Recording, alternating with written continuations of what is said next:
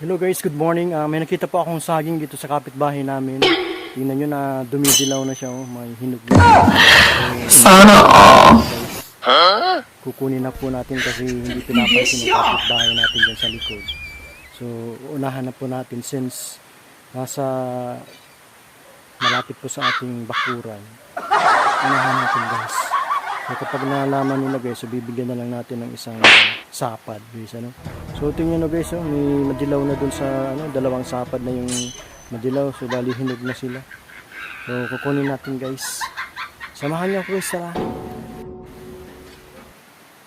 So, ayan guys, oh. So, may madilaw na siya mga idol. So, pwede na po yung anihin mga idol, ano.